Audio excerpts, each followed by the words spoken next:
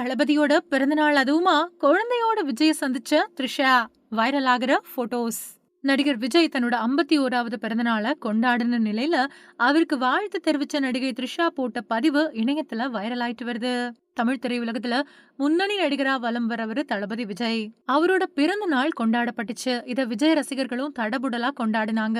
அது மட்டும் இல்லாம தமிழக வெற்றி கழகம் சார்பில் பல்வேறு நலத்திட்ட உதவிகளும் வழங்கப்பட்டுச்சு. விஜயோட பிறந்த நாளுக்கு அரசியல்வாதிகளும் சினிமா பிரபலங்களும் வாழ்த்து மழை பொழிஞ்சாங்க.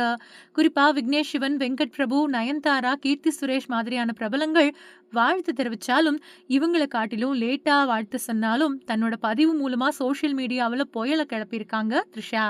விஜயோட பிறந்தநாள் அன்னைக்கு நைட்டு தான் விஜய்க்கு வாழ்த்து தெரிவிச்சாங்க த்ரிஷா.